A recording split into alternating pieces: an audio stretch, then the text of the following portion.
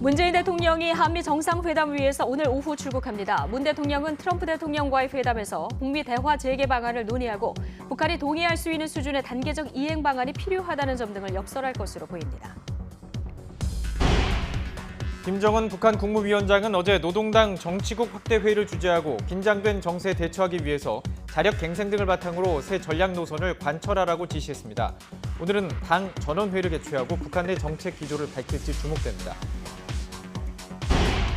지난달 취업자 수가 작년보다 25만 명 늘어 2달 연속 20만 명대 증가폭을 보였습니다. 취업자가 증가하면서 고용률도 올라 역대 최대를 기록했습니다. 특히 60살 이상 취업자가 가장 큰 폭으로 증가한 것으로 나타났습니다. 마약 투약 혐의를 받고 있는 방송인 로버트 할리 씨에 대한 구속 전 피의자 신문이 시작됐습니다. 심사에 앞서 할리 씨는 가족과 친구, 국민 여러분께 죄송하다고 말했습니다. 할리 씨는 과거에도 같은 혐의로 2차례 수사를 받았습니다. 음란물 유포 혐의를 받는 가수 로이킴이 오늘 피의자 신분으로 경찰에 출석할 예정입니다. 경찰은 로이킴이 불법 촬영에 관여했는지 등을 확인할 방침입니다. 또 대화방에서 마약 은어가 확인된 만큼 마약으로 수사가 확대될 가능성도 있습니다. 강원 산간에 대설 경보가 내려진 가운데 대관령과 태백 등에서 25cm에 달하는 많은 눈이 내렸습니다. 4월 기준으로 21년 만에 가장 많은 양의 눈입니다. 내륙엔 찬바람이 강해지면서 내일까지 꽃샘추위가 이어지겠습니다. 뉴스뉴스 2부 이어가겠습니다. 현재 국회에서는 이미선 헌법재판관 후보자 인사청문회가 열리고 있습니다. 이 후보자 부부의 주식 보유를 놓고 초반부터 공방이 이어지고 있습니다. 국회 연결해 보겠습니다. 김영수 기자. 네, 국회입니다. 네, 아무래도 주식 보유 부분 이 부분이 쟁점이죠? 네, 그렇습니다. 오전 10시부터 법사위에서 이미선 헌법재판관 후보자에 대한 인사청문회가 열리고 있습니다. 초반부터 이 후보자 부부가 보유한 주식에 초점이 맞춰졌습니다. 야당은 이 후보자 부부가 35억 원대의 주식을 보유하고 있다며 재판 과정에서 입수한 내부 정보를 통해 주식 투자를 한 것 아니냐는 의혹을 잇따라 제기했습니다. 여당에서도 일부 부적절하다는 목소리가 나왔습니다. 민주당 금태섭 의원은 자신이 검사 시절 판검사는 주식을 하면 안 된다고 배웠다면서 후보자의 주식 보유가 부적절할 수 있다는 점을 지적했습니다. 이 후보자는 주식 투자 논란에 대해 불법은 없었고 실질적인 거래는 배우자가 했다고 해명하면서 오해가 생긴 부분은 송구하다고 밝혔습니다. 지난 2017년에 이유정 헌법재판관 후보자가 주식 논란에 휩싸이면서 사퇴했던 만큼 야당의 화력은 청문회 내내 주식에 집중될 전망입니다. 이와 함께 국제인권법 연구의 발기인에 포함됐던 이 후보자를 상대로 정치적 성향에 대한 질의도 이어질 것으로 전망됩니다. 네, 오늘 국회에서는 임시의정원 개원 기념식도 있었죠? 예. 네, 그렇습니다. 그렇습니다. 지난 1919년 100년 전 오늘입니다. 중국 상해에서는 우리나라 임시의정원이 문을 열었는데요. 오늘 임시의정원 개원 100주년을 기념하는 행사가 국회에서 열렸습니다. 문희상 국회의장은 오늘 행사에서 새로운 100년의 대장정을 헌법을 고치는 개헌으로 출발해야 한다고 강조했습니다. 문 의장은 역사적으로 모든 혁명적 대사건은 개헌이라는 큰 틀의 제도화와 시스템 대전환으로 마무리됐다면서 이같이 말했습니다. 이어 국회에서 총리를 복수로 추천하고 대통령이 임명하는 내용을 다음 총선에서 국민투표에 붙이는 방안을 추진하자고 제안했습니다. 여야 5당 원내대표단은 임시정부 수립 100주년을 맞아 오늘부터 3박 4일 일정으로 중국 상해를 방문합니다. 오늘 오후 김포공항에서 출국하는 원내대표단은 중국 상해 한국문화원에서 열리는 임시의정원 개원 기념식에도 참석할 예정입니다. 지금까지 국회에서 전해드렸습니다.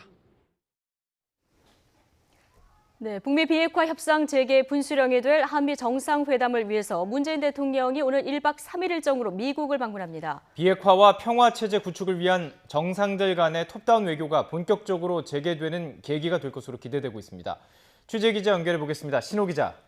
네, 청와대입니다. 네, 문재인 대통령 오늘 오후에 출국한다고요? 예, 그렇습니다. 문재인 대통령은 오늘 오후 전용기 편으로 출국합니다. 미국 워싱턴 DC에는 우리 시각으로 내일 이른 아침에 도착합니다. 미국에 체류하는 시간은 24시간 정도고요. 비행 시간은 30시간에 가까운 1박 3일 고된 일정입니다. 정상회담에 집중하는 공식 실무 방문이라서 특별한 다른 일정도 없습니다. 이 트럼프 대통령과의 정상회담은 모레 새벽 2시간 가까이 진행됩니다.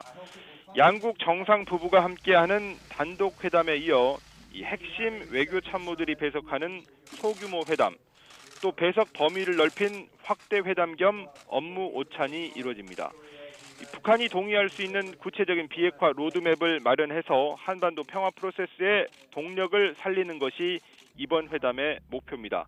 문 대통령은 어제 국무회의에서 한미 정상회담을 통해 북미 대화의 조속한 재개와 성과를 만들기 위해서 최선을 다하겠다고 밝혔습니다. 문 대통령은 트럼프 대통령과의 정상회담에 앞서 우리 시각으로 내일 밤부터 폼페이오 국무장관, 볼턴 국가안보보좌관, 펜스 부통령도 잇따라 만나서 미국 측 입장을 먼저 들어볼 예정입니다. 이번 회담은 하노이 북미 회담 직후 두 정상이 통화하면서 직접 만나서 논의하자고 약속한 지 40여일 만에 열리는 겁니다. 네, 정리해 주신 대로 북한 관련 이슈가 가장 중요한데 하노이 회담 직후에요. 트럼프 대통령이 문재인 대통령에게 중재를 요청하는 발언을 하기도 했습니다. 예. 그런데 지금까지 그 남북 정상 간의 공개 접촉이 없었죠. 이번 회담 잘 이루어질 수 있을까요?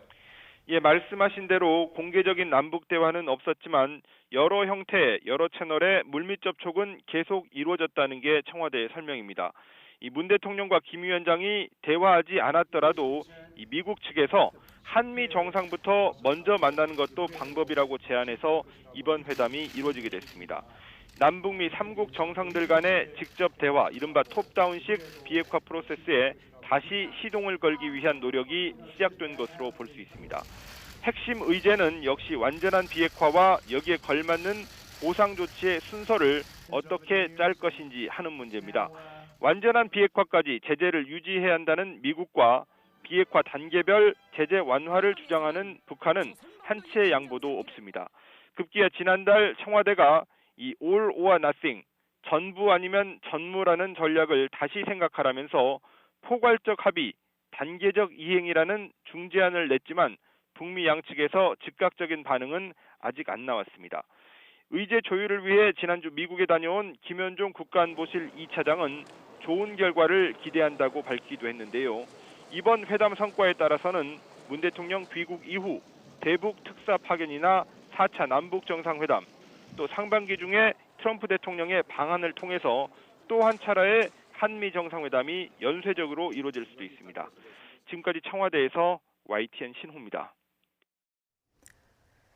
북한이 내일 최고인민회의를 앞두고 어제 당 정치국 확대 회의를 개최한 데 이어서 오늘 전원회의를 개최합니다. 어제 회의는 김정은 위원장이 직접 주재했는데 긴장된 정세에 대처하기 위한 자력갱생을 강조했습니다. 취재기자 연결하겠습니다. 김지선 기자. 네, 통일부에 나와 있습니다. 네, 어제 당 정치국 회의 김정은 위원장이 직접 주재를 했다고 하는데요. 이 내용부터 좀 전해주시죠. 네, 북한이 최고인민회의를 이틀 앞두고 어제 노동당 정치국 확대 회의를 열었습니다. 김정은 국무위원장이 직접 회의를 주재했다고 조선중앙통신이 보도했습니다. 김 위원장은 이 자리에서 당과 국가적으로 시급히 해결하고 대책을 세워야 할 문제들에 대해 심각히 분석했다고 밝혔습니다. 이어 긴장된 정세에 대처하기 위해 자력갱생 등을 바탕으로 새 전략 노선을 관철하라고 주문했습니다. 시급히 해결해야 할 문제, 또 긴장된 정세가 뭔지는 언급하지 않았지만 새로운 전략 노선이란 지난해 4월 당 제7기 3차 전원회의에서 결정한 경제건설 총력 집중 노선을 의미하는 것으로 보입니다. 대북 제재가 지속되는 상황에서 자력갱생을 바탕으로 경제건설에 총력을 다할 것을 주문한 것으로 해석됩니다. 다만 하노이 회담 결렬에도 불구하고 대미 비난이나 핵 관련 언급은 전혀 보도되지 않았습니다. 내일 한미 정상회담 결과가 나올 때까지 대미 메시지, 대외 메시지는 최대한 내놓지 않을 가능성이 커 보이고요. 또 미국과의 비핵화 협상을 포함해서 큰 틀에서는 정책 기조를 유지하겠다, 이런 의미로도 읽힙니다. 오늘은 노동당 전원회의가 열리는데요. 이건 어떤 회의고 또 어떤 결정이 예상이 됩니까? 네, 어제 회의에서는 또 오늘 당 중앙위 전원회의를 열겠다, 이런 결정도 했습니다. 지금의 정세에 맞게 새로운 투쟁 방향과 방도를 토의해서 결정하겠다는 겁니다. 큰 틀에서는 정책 기조를 그대로 가져가되 전술적 차원의 변화는 불가피하다는 판단이 작용한 것으로 보입니다. 특히 자력갱생은 북한이 그동안 강조해온 것이기도 하지만 대북 제재가 지속되는 것에 대비하는 측면도 있습니다.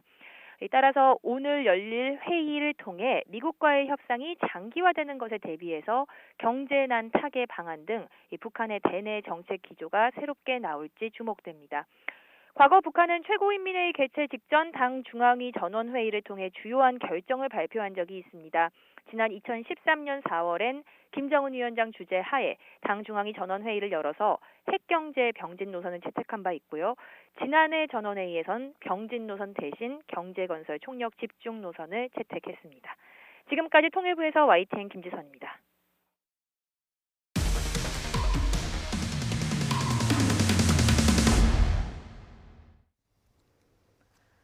마약 투약 등의 혐의를 받는 남양유업 창업주의 외손녀 황하나 씨에 대한 논란이 계속되고 있습니다. YTN 취재진이 황 씨와 함께 마약을 투약한 조모 씨를 직접 만나서 당시 상황을 들어봤는데요. 취재진의 결론은 경찰의 봐주기 의혹이 더 짙어졌다는 겁니다. 조 씨를 만나고 온 취재기자 연결해서 이야기 직접 들어보겠습니다. 자, 박기환 기자. 네, 사회부입니다. 네, 이 조모 씨. 황하나 씨 앞으로 수사에 중요한 열쇠가 될 수 있는 인물인데 경찰 조사를 받으면서 황 씨에 대해서 어떤 진술을 구체적으로 했다고 합니까? 네, 조모 씨는 지난 2015년 10월 말 마약 투약 혐의로 경찰에 붙잡혀 조사를 받으면서 아는 그대로 답변했다고 말했습니다. 특히 마약을 직접 건네준 황하나 씨에 대해 경찰에 자세히 진술했다고 전했습니다. 마약 시작 경위를 묻자 황 씨에 대한 이야기를 할 수밖에 없었다는 건데요. 조 씨는 황 씨의 행적이나 자택 등 구체적인 진술을 하면서 수사에 적극적으로 협조했다고 밝혔습니다. 당시 경찰은 황 씨를 꼭 잡아주겠다는 약속까지 했다고 설명했습니다. 실제로 이후 이루어진 재판의 판결문에서도 황 씨의 이름이 8번 언급되기도 했습니다. 그러니까 황 씨를 꼭 잡아주겠다고 약속도 했고 판결문에도 이름이 나오는데 지금 황 씨 조사는 이루어지지 않았다는 거죠? 네, 그렇습니다. 조 씨의 진술 이후 경찰이 황 씨의 집 앞에서 잠복하는 등 수사는 계속됐다고 알려졌습니다. 그럼에도 경찰은 황 씨를 잡지 못했고 결국 조사 한 번 없이 증거 부족으로 황 씨를 불기소 의견으로 검찰에 넘겼습니다. 공범 조 씨는 첫 조사에서 황 씨가 남양유업 외손녀라고 진술했고 경찰도 이 사실을 이미 알고 있었다고 말했습니다. YTN 취재 결과 경찰은 첩보 수집 단계에서부터 이미 황 씨의 집안 배경을 알고 있었던 것으로 확인됐습니다. 조 씨 이야기 직접 들어보시죠. 경찰 조사할 때도 그런 얘기가 나왔죠. 남양유업. 그런 내가 다 알고 있어. 진술하는 사람들이 손녀라는 거를 다 얘기한 상황이었던 거죠. 그럼요. 그거는 도 조사 받을 때 이제 같이 했던 사람에 대해서 얘기할 때 다 얘기가. 그리고 이미 경찰도 알고 있어요. 예, 그런데 이 조 씨의 진술이 좀 구체적입니다. 황 씨와 같이 마약을 투약했을 당시 이야기도 좀 나왔다면서요? 네, 그렇습니다.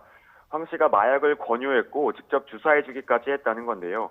지난 2015년 9월 조 씨는 동네 친구였던 황 씨가 먼저 전화를 걸어오면서 사건이 시작됐다고 말했습니다. 황 씨는 좋은 약이 있는데 함께하지 않겠냐고 물었고 조 씨는 그렇게 하겠다고 답했다고 합니다. 이후 서울 논현동에 있는 조 씨의 집에서 황 씨와 조 씨, 그리고 남성 2명 등 모두 4명이 모여 필로폰을 투약했습니다. 조 씨에 따르면 투약은 꼬박 하루 동안 8시간마다 한 번씩 모두 3차례에 걸쳐 이뤄졌는데요. 조 씨의 경우 필로폰 0.5g을 사서 0.3g을 투약했다고 말했습니다. 황 씨가 직접 조 씨의 몸에 마약을 주사했다고 주장하기도 했습니다. 예, 시중에 조 씨가 1억을 받고 사건을 무마했다 이런 이야기도 나왔었습니다. 여기에 대해서는 뭐라고 입장을 밝혔습니까? 네, 조 씨는 터무니없는 소리라며 억울함을 호소했습니다. 앞서 일부 언론에서는 황 씨가 마약 혐의를 떠넘기는 대가로 조 씨에게 1억 원을 줬다는 의혹이 제기됐습니다. 조 씨는 마약을 한 지 한 달 뒤인 2015년 10월 말 집 앞에서 잠복하던 경찰에게 현장 체포됐습니다. 이후 구속영장이 발부됐고 그 상태로 재판 결과가 나올 때까지 외부인과 접촉이 어려웠다는 겁니다. 또 조 씨는 이미 체포 한 달 전부터 황 씨와 연락을 끊은 상태로 재판이 끝난 뒤에도 접촉한 적이 없다고 주장했습니다. 오히려 최근에서야 황 씨가 무혐의 처분을 받은 사실을 알고 황당했다고 설명했습니다.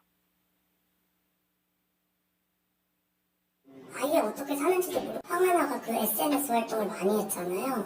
그럼에도 불구하고 저는 한 번도 들어가서 본 적도 없고 아예 그냥 얘기를 한 적도 없어요. 경찰은 구속된 황 씨의 마약 투약과 공급 혐의를 재수사하고 최근 당시 수사를 담당한 경찰관 2명을 불러 조사하는 등 수사에 속도를 내고 있습니다. 지금까지 사회부에서 YTN 박기환입니다. 필로폰 투약 혐의를 받고 있는 방송인 로버탈리 하일 씨에 대한 구속영장 실질 심사가 진행되고 있습니다. 이르면 오늘 구속 여부가 결정될 것으로 보이는데요. 취재기자 연결해서 알아보겠습니다. 이영원 기자. 네, 경기 남부지방경찰청입니다. 네, 하 씨에 대한 구속 전 피의자 신문 지금 진행되고 있죠? 네, 오전 10시 반부터 수원지법에서 영장실질심사가 열리고 있습니다. 법원으로 이동하기 전 과거 마약 투약 사실을 인정하느냐는 취재진 질문에 하 씨는 죄송하다, 마음이 무겁다는 말만 한 채 호송차에 올랐습니다. 법원에 도착해서도 가족과 동료들, 국민 여러분께 죄송하다고 말했는데요. 그동안 하 씨는 체포된 이후 줄곧 죄송하다는 말을 반복해 마약 혐의를 사실상 인정하는 태도를 보여왔습니다. 경찰이 이번에 하 씨의 혐의를 입증할 만한 단서들을 충분히 확보했죠? 네, 현재 하 씨는 마약을 산 뒤 투약한 혐의를 받고 있는데요. 지난 8일 긴급 체포된 뒤 경찰 조사에서 이 부분을 시인하기도 했습니다. 지난달 인터넷으로 마약을 구매해 지난주에 투약했다고 진술한 겁니다. 실제로 경찰은 하 씨가 수십만 원을 마약 거래 관련 계좌에 입금한 사실을 확인했고 하 씨 자택에서는 범행에 쓰인 것으로 추정되는 주사기를 찾아냈습니다. 실제로 소변 간이 시약 검사에서도 양성 반응이 나왔는데요. 경찰은 정확한 분석을 위해 하 씨 모발과 소변을 국립과학수사연구원으로 보내 정밀 감식을 의뢰했습니다. 하 씨가 워낙 좋은 이미지를 갖고 있었기 때문에 많이 놀라는 것 같습니다. 자, 그런데 이번 사건만이 처음이 아니었다는 사실이 또 밝혀졌죠? 네, 하 씨의 마약 관련 조사는 이번이 처음이 아니었습니다. 지난 2017년과 지난해 투약 혐의로 경찰 조사를 받았는데요. 이 당시에는 마약 음성 반응이 나오는 등 뚜렷한 증거가 없어 무혐의 처분을 받았습니다. 상습 투약 여부에 대한 조사가 필요한 이유인데요.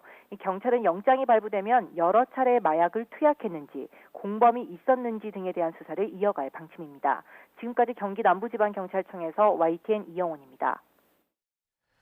음란물 유포 혐의를 받고 있는 가수 로이킴이 오늘 경찰에 소환됩니다. 서울지방경찰청 광역수사대는 로이킴 측과 소환 일정 조율을 마치고 오늘 오후 3시 전까지 출석할 것을 통보했다고 밝혔습니다. 앞서 미국에 있던 로이킴은 어제 새벽 4시 20분쯤 인천국제공항을 통해 귀국했습니다. 로이킴은 정준영, 승리와 함께 있던 문제의 대화방에 음란 사진 한 장을 유포한 혐의를 받고 있습니다. 경찰은 로이킴을 상대로 사진을 유포만 했는지 불법 촬영에도 가담했는지 등을 확인할 계획입니다.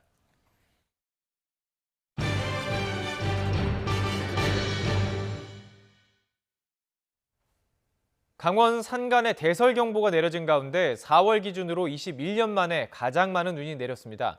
내륙은 비가 그치고 찬바람이 강해지면서 내일까지 꽃샘추위가 이어질 전망입니다. 4월에 찾아온 이례적인 대설과 꽃샘추위, 원인은 무엇인지 취재기자 연결해서 알아보겠습니다. 정예훈 기자. 네, 기상팀입니다. 자, 지금이 4월인데 밤사이 강원 산간에 기록적인 눈이 쌓였다고요? 네, 그렇습니다. 대설경보가 내려진 강원 산간 지역은 4월 기준으로 1998년 이후 21년 만에 가장 많은 눈이 내려 쌓였습니다. 대설경보는 24시간 기준 예상되는 눈의 양이 20cm 이상, 산간 지역은 30cm 이상이 예상될 때 발령됩니다. 강원 산간의 경우 1998년 4월 대관령에 30cm가 넘는 눈이 내리면서 대설경보가 내려진 적이 있고 이후 4월에 대설경보가 내려진 적은 이번이 처음입니다. 그런데 밤사이 눈발이 강해지면서 오늘 새벽 강원 중남부 산지에 대설경보가 발령됐고 지금까지 대관령과 태백 등에는 25cm에 달하는 많은 눈이 내렸습니다. 이 지역에는 오늘 밤까지 1에서 5cm의 눈이 더 내릴 전망입니다. 네, 4월의 이례적인 대설, 산불 예방에는 좀 도움이 될 것 같은데 최근 좀 이상합니다. 건조한 것, 강풍, 봄 날씨가 예전 같지 않은데 이유가 뭔가요? 네, 최근 이어진 이례적인 봄 날씨의 가장 큰 원인은 기후변화로 보입니다. 지구온난화로 인한 기후변화가 변덕스러운 날씨를 만들어내고 있다는 건데요.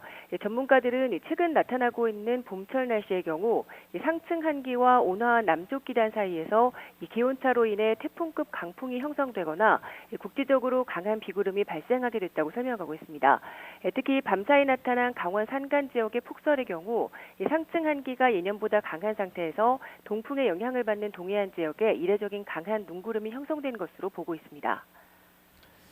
네, 내륙 단비가 내리면서 건조함이 조금 해소됐는데 내일까지는 꽃샘추위가 이어진다고요? 네, 그렇습니다. 내륙은 밤사이 10에서 50mm의 단비가 내리면서 건조특보가 모두 해제됐습니다. 하지만 이 찬바람이 강해지면서 날씨가 점점 쌀쌀해지고 있는데요. 내일까지는 예년 기온을 1에서 4도가량 밑도는 꽃샘추위가 이어질 것으로 보여 기온차에 대한 대비가 필요합니다. 모레부터는 다시 온화한 날씨를 되찾겠지만 이동성 고기압 영향권에서 주말까지는 미세먼지가 짙어질 가능성이 있습니다. 또 일요일에는 전국에 강한 비바람이 몰아치는 등 당분간은 봄 날씨 심술이 잦을 것으로 보입니다. 지금까지 YTN 정혜윤입니다. 국세청이 유튜버와 VJ 등 신종 호황 고소득자 176명에 대한 전국 동시 세무조사를 벌이기로 했습니다. 호황을 누리고 있지만 관리 사각지대에 있는 고소득자의 탈루를 바로잡겠다는 의도입니다. 자세한 내용 취재기자 연결해서 알아보겠습니다. 백종규 기자. 네, 경제부입니다. 네, 이번 동시 세무조사 대상에 신종 고소득자가 포함됐다고 하는데요. 어떤 직군들의 대상입니까? 네, 국세청이 소득 탈루 혐의가 있는지 자세히 들여다보는 대상은 신종 호황 고소득자입니다. 이른바 틈새 업종으로 호황을 누리는 176명인데요. 먼저 최근 인기를 얻고 있는 유튜버와 1인 방송 BJ 등 15명이 대상에 올랐습니다. 유튜버는 많은 광고 수입이 발생해도 해외 수입으로 신고하는 경우가 많고 실제 경비가 아닌 거짓으로 만들어진 경비인 가공 경비로 소득을 탈루하는 것으로 나타났습니다. 또 쇼핑몰을 함께 운영하면서 수입을 신고하지 않아 세금을 탈루하는 경우가 늘고 있습니다. 이와 함께 1인 창작자의 유통물을 관리하는 유튜버 기획사인 MCN 역시 조사 대상입니다. 조사 결과 신고 금액을 20억 원이나 뺀 1인 방송 사업자도 있었습니다. 반려동물과 부동산 컨설팅 업자도 세무조사 대상입니다. 현금 수입을 직원 명의 계좌로 관리하는 동물병원이 늘고 있고 부동산 업자는 주택을 신축한 뒤 판매하면서 토지 매출만 신고하고 건축 매출을 신고하지 않은 경우가 많아 조사 대상에 올랐습니다. 네, 그리고 연예인과 연예 기획사, 운동선수뿐만이 아니라 전문직인 의료계와 또 법조계도 조사 대상에 포함됐다고요? 네, 그렇습니다. 세금 탈루 혐의로 자주 언론에 노출되는 연예인과 기획사, 운동선수도 조사 대상입니다. 인원은 20명 정도인데요.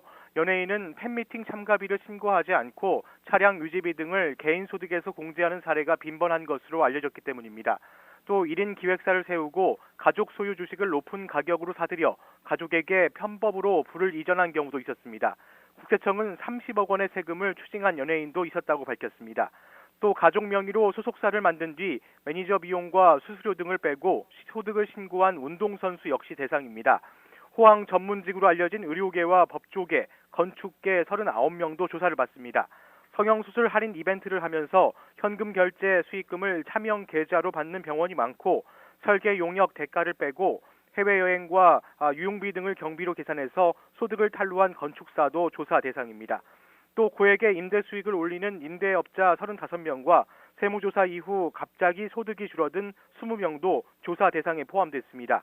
국세청은 조세포탈 혐의가 발견되면 검찰에 고발하고 엄정하게 대응할 계획입니다.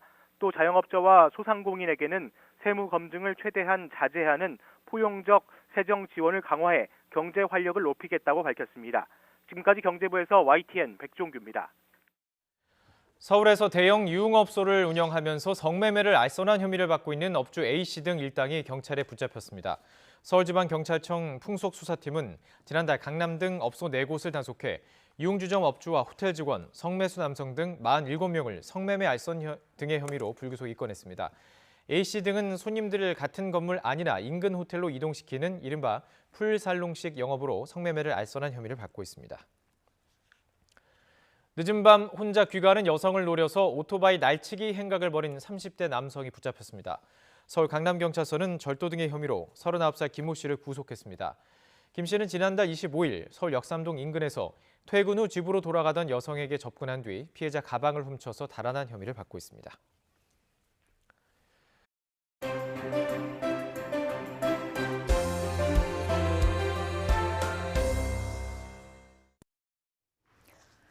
사상 최악의 화재로 기록될 이번 강원도 산불, 그 잔불이 정치권의 가짜뉴스 공방으로 지금 번지고 있습니다.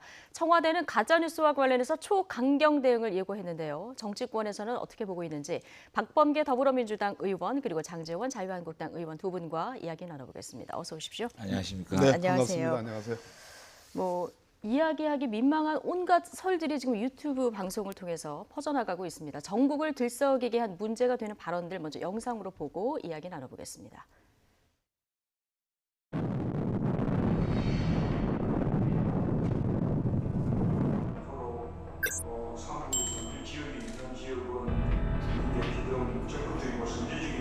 자, 23시에 BH에서 위기관리센터에서 회의를 해요. 23시 11분부터 0시 56분에 하는데 VIP가 왜 처음부터 여기 회의에 참석 안 했습니까? 벌써 9시 44분에 대응 3단계가 발생을 했잖아요. 왜 VIP가 0시 20분에 회의에 참석합니까? 술 취해 계셨어요? 술 취해 계셨어요? 술 취해 계셨어요? 그 센터는 청와대 지하실에 있습니다. 그래서 이동하는데 한 5분밖에 걸리지 않는데요.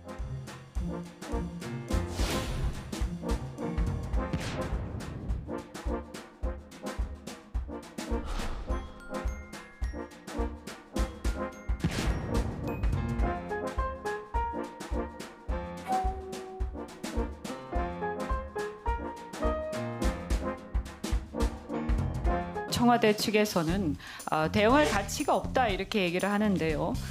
정말 희한하게도 과거에 박근혜 대통령께서도 대응할 가치가 없다라고 똑같이 말씀을 하셨습니다. 이게 도대체 우리 현 정부가 이 위기 대응 능력이 있느냐. 과거 얘기를 하고 싶지는 않지만 박근혜 대통령 7시간 초 단위로 알리라고 그렇게 난리를 치던 사람들이 그 당시부터 이게 나라냐 이러던 사람 외치던 사람들이 5시간 동안 대통령은 뭘 했나라는 질문들이 있었는데 그 순간 저는 박근혜 전 대통령이 7시간 동안 뭘 했지? 근본적인 차이가 하나 있죠. 하나는 대응 실패, 하나는 대응 성공이라는.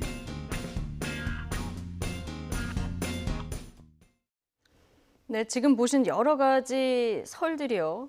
보니까 신문의 날 행사에 대통령이 참석해서 건배하는 사진 이 한 장에서 지금 시작이 돼서 온갖 얘기들이 지금 퍼져나가고 있는 이런 상황입니다. 일단 박범계 의원님 어떻게 보십니까? 청와대 대변인, 부대변인께서 논평을 했듯이 저는 그 신의 소리라는 유튜버 또 진성호 전 한나라당 의원이 했던 그 망발에 대해서 초강력 법적 대응을 해야 되고 네.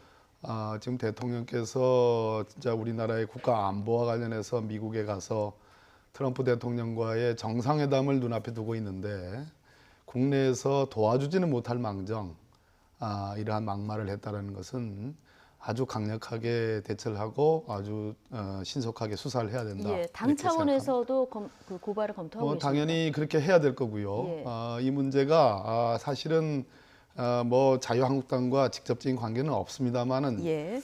전체적인 산불, 이번 산불은 과거 같은 지역에서 벌어졌던 산불 대응 진화와 비교해서 30시간 이상 걸렸는데 이번에는 13시간으로 단축했습니다. 문재인 대통령 지지율이 오늘 아침에 49.9%로 6.5%가 올랐어요. 그 무슨 얘기냐면 국가 재난에 대해서 우리 정부가 정말 잘 대응을 했다. 신속하고도 종합적이고 체계적으로 잘했다라는 국민적 평가거든요. 그럼에도 불구하고 뭐 나경원 원내대표께서부터 시작해가지고 그 정의용 안보실장을 잡아놨고 상황 파악도 제대로 안 됐고 그 뒤에 김문수 전 지사가 뭐라 했습니까? 산불 정부라고 촛불 정부를 비아냥거렸고 그런 연속선상에서 나온 발언의 과정이거든요. 이 진성호 전 의원과 신의 한수의 저는 이런 점에서 자유한국당이 뭐 우리 장 의원님은 안 그러실 겁니다. 왜 혁신이 필요하고 쇄신이 필요한가에 대한 근본적인 자성, 국민의 눈높이에 입각한 자성이 필요할 때다 이렇게 생각합니다. 예. 근데 이런 발언들이 유튜버들만 한 게 아니라 어제 행안위에서 또 비슷한 의혹을 제기하신 분들이 계셨어요. 조원진 의원 대통령 술 취했느냐 이런 발언도 좀 논란이 되고 있고 한국당 안상수 의원 같은 경우는 대통령이 화재 발생했을 때 회의에 너무 늦게 참석했다 이런 또 문제를 제기를 했거든요. 어떻게 보십니까? 원칙적으로 우리 박범계 의원님 말씀에서 동의를 하고요. 예. 사실은 저렇게 비난을 하면 근거가 없잖아요. 대통령이 술 취하셨습니까?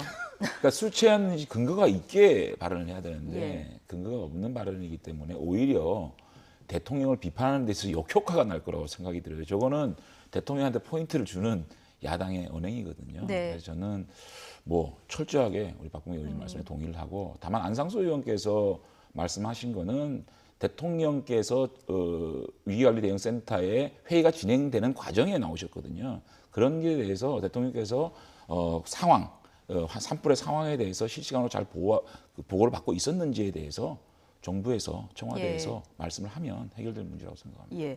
어쨌든 국회의원은 면책 특권이 있기 때문에 오히려 더 발언에 신중해야 되지 않을까 싶긴 한데요.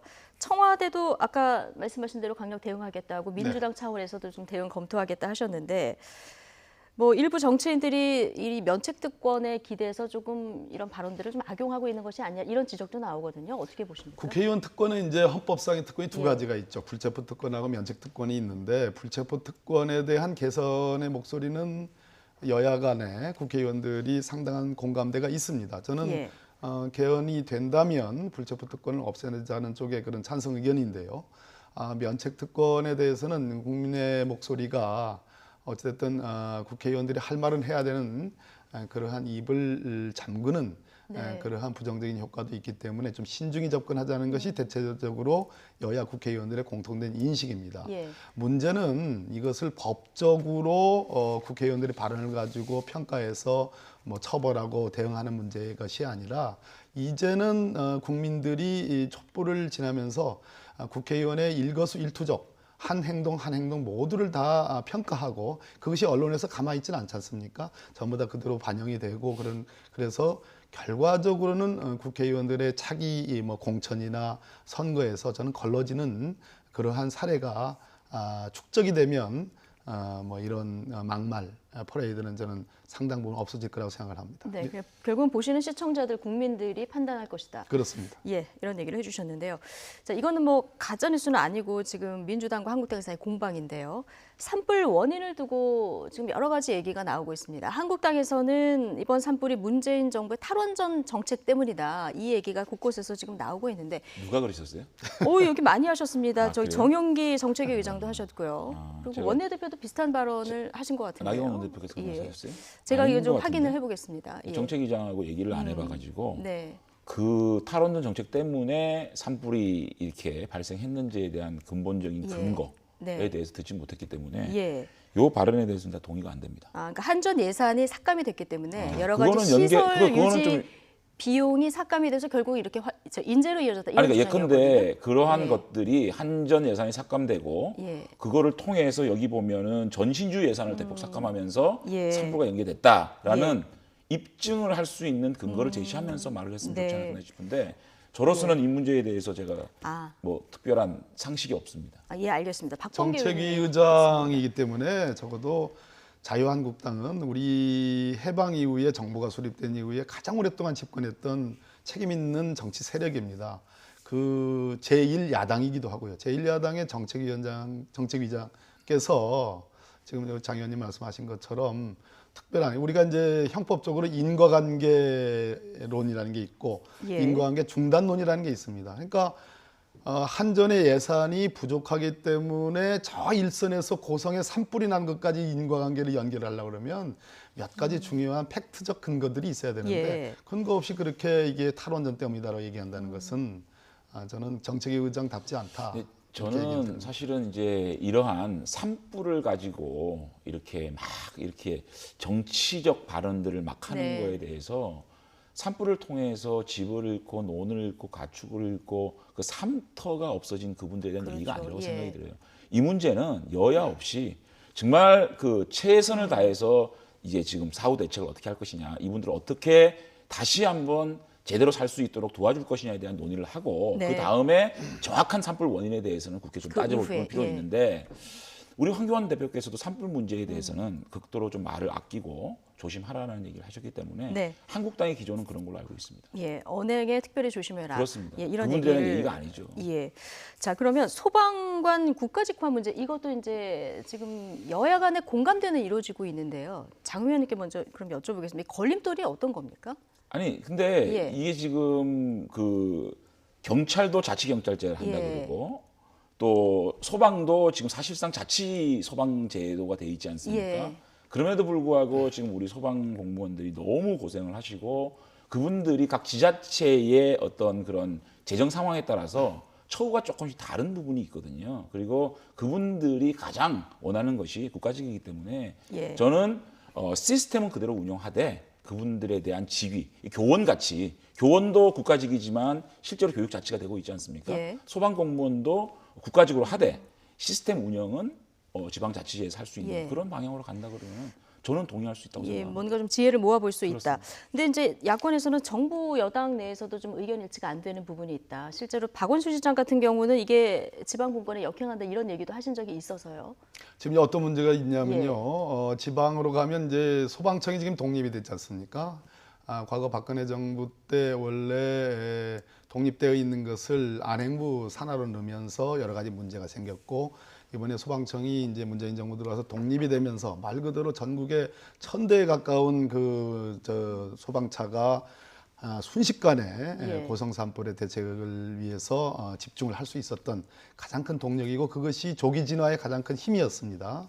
그런데 뭐가 문제냐고 하니, 지방에 가면 소방본부장은 국가직, 즉 중앙정부가 임명을 하고 그 이하의 소방 공무원들은 다 지방직으로 되어 있어요. 그래서 이원화가 되어 있어가지고 이것이 좀 서로 간에 안 맞는 측면이 있고요. 두 번째, 지방직 이꼬르 처우 개선이나 어떤 시설에 원활한 어떤 투자, 이것은 아닌 겁니다. 근데 지방직으로 하다 보니까 많은 사람들이 정부 예산이 효율적으로 잘 집중적으로 투자되지 않고 처우 개선이 잘 안 되고 있다라는 그런 현실을 지적하고 있고, 그 점이 사실 맞는 측면도 없잖아 있어요. 그래서 이번에 말 그대로 우리 소방공무원들은 국민들이 평가할 때 가장 인식이 좋고 정말 열심히 국가와 우리 국민들을 위해서 열심히 일하는 직업군으로 평가되지 않습니까?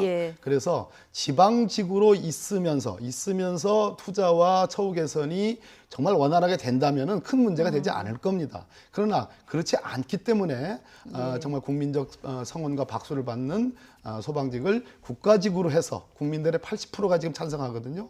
그렇게 해서라도 처우 개선을 좀 하는 것이 마땅하다는 생각이 듭니다. 이 부분은 뭐 한국당, 민주당 공감대가 어느 정도 형성이 돼 있기 때문에 처우 개선이라든가 뭐 효율적인 화재 진압, 그런데 자유한국당 우리 장 의원님은 적극적인 의지를 갖고 계시는데 뭐 예결위 간사시기도 해요. 근데 자유한국당 일부 의원님들은 대놓고 반대하는 의견들도 계십니다. 그렇군요. 근데 뭐 장제원 의원님 얘기 들어보면은 뭔가 합의점 좀 찾을 수 있지 않을까. 제가 행안 의원을 제가 재선을 하면서 4년을 했어요. 그렇기 때문에 소방공무원들의 어떤 꼭 자신들이 원하는 것들을 너무 잘 알고 있고, 다만 좀 제가 지적하고 싶은 거는 이 소방공무원들의 인력을 좀 재배치할 필요가 있는 겁니다. 왜냐하면 너무 넓은데도 불구하고 인구수 때문에 소방대원이 굉장히 작은 경우가 있고요. 또 면적은 대단히 좁은데 인구수가 밀집되어 있기 때문에 소방대원이 많은 경우가 있거든요. 이런 것들을 포괄적으로 한번 전수조사를 해가지고 인력을 원활하게 쓸 수 있는 재배치 아울러서 해야 되고요. 그리고 소방교부금이 담배세 인상으로 통해서 내려가지 않습니까? 그런 것들을 좀 더 처우 개선에 쓰고, 지금은 인프라 개선밖에 못 씁니다. 그런 것들을. 그래서 각 지자체마다 자신들이 필요한 처우 개선 이런 걸 쓸 수 있도록 그렇게 좀 제도 개선도 아울러서 우리 소방공무원들의 국가직화 이런 게 필요하다고 생각합니다. 자, 국가의 책임이 어디까지인가? 한진그룹 조양호 회장이 별세를 하는 안타까운 소식을 저희가 전해드렸었는데요. 지금 보수 진영에서 직간접적으로 문재인 정부의 책임을 묻는 이런 목소리도 나오고 있습니다. 민주당은 정치 공세다 이런 입장인데요. 함께 들어보시겠습니다. 문재인 정권 하의 기업의 순환사 익히 잘 아실 겁니다. 급기야 국민의 노후 자금을 앞세워 경영권까지 박탈했습니다.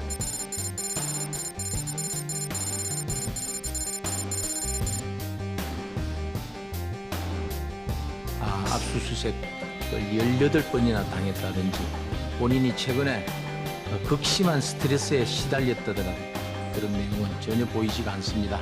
1심 유죄 판결이 나기도 전에 카메라 세례를 받게 하는 이 포토라인에 세우는 거 중세 마녀 재판 형태와 다를 게 없다.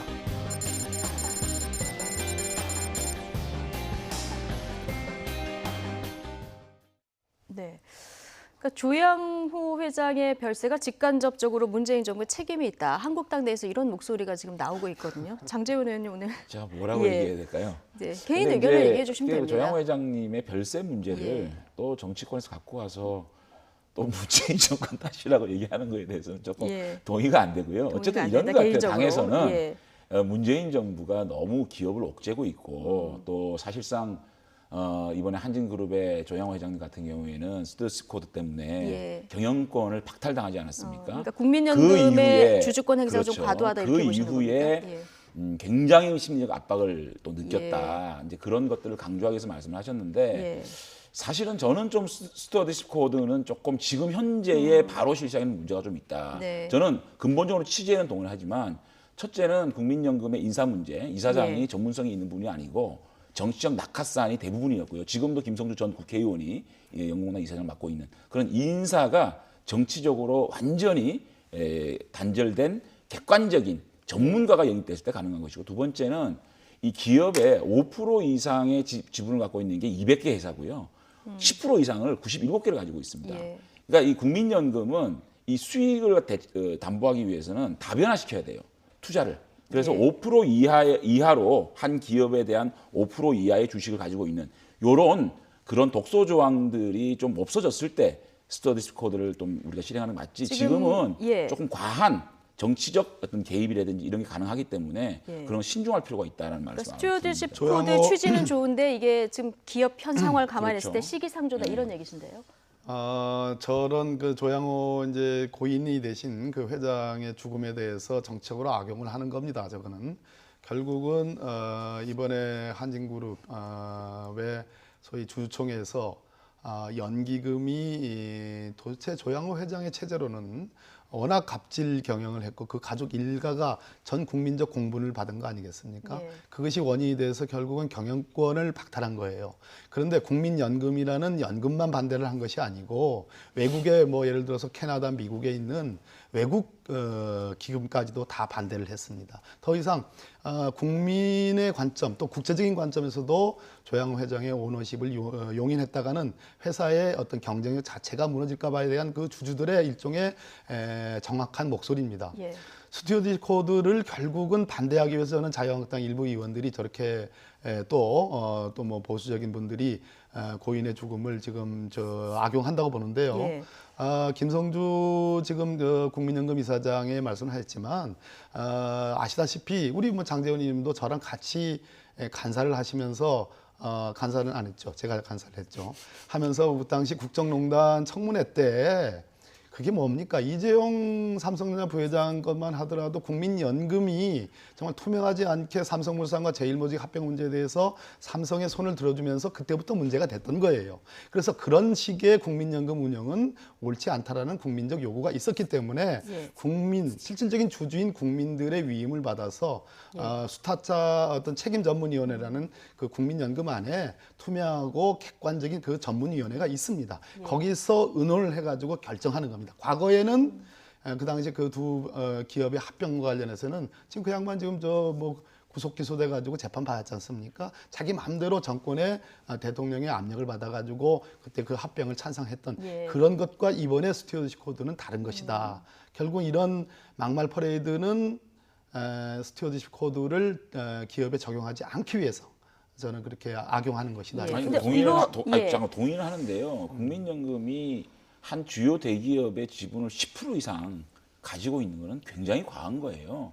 그러면 오히려 이거를 주주들의 의사를 반영하는 게 아니라 정부가 주요 대기업의 인사를 전행할 수 있는 그런 요소가 생기는 거거든요. 예. 그렇기 때문에 지금 가장 중요한 거는 주요 대기업, 주요 기업들의 지분율을 5% 이하로 내려놓고 그래야지만 이 일반적인 주주들의 의사가 국민연금을 통해서 이런 스튜어디십 코드를 통해서 반영될 수 있는 거지. 예, 사실상 정부의 지분이 그렇죠. 너무 과하다. 정부의 지분이 예. 너무 큰 좀 비정상적인 부분이 있거든요. 예. 그런 것들을 좀 일단 안전장치를 마련하고 뭐 김성주 뭐 이사장께서 보사위에서 열심히 일한 건 인정을 하는데 그럼에도 불구하고 민주통합당 국회의원을 지냈거든요. 그런 것들에 대한 의구심이 있기 때문에 그런 것마저도 이제 국민연금은 정말 전문가로 지휘를 맡기고 예. 또 그러한 그 안전적인 제도적 장치가 됐을 때 스튜어디십 코드가 정말로 빛을 발할 것이다. 저는 이렇게 생각합니다. 네, 자, 이 문제는 여기까지 듣고요. 지금 여야 공방이 가장 뜨겁게 이루어지는 부분을 저희가 마지막 주제로 뺐는데요. 이 부분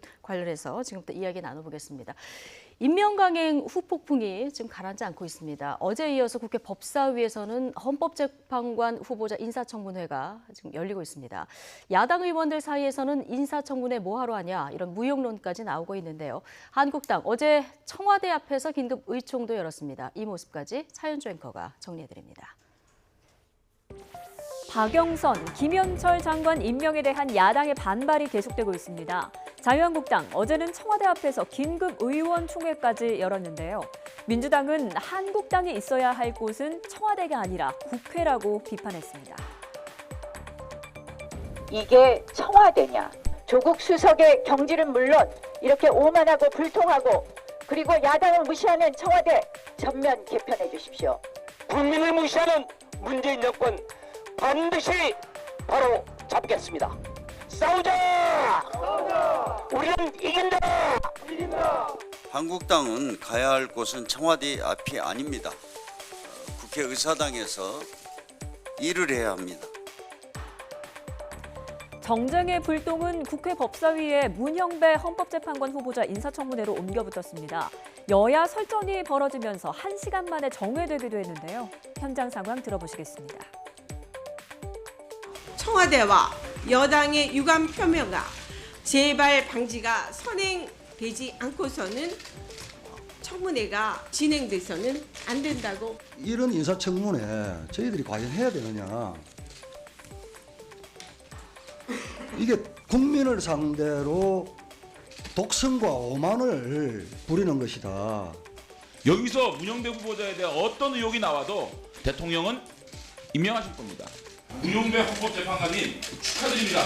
끝내는 것이 맞다고 생각합니다. 이에 대한 주장을 자꾸 이런 우리 헌법재판관 그 인사청문회에서까지 확장하지 마시고 인사청문회를 좀 정상적으로 진행했으면 좋겠다, 그런 말씀을 드립니다.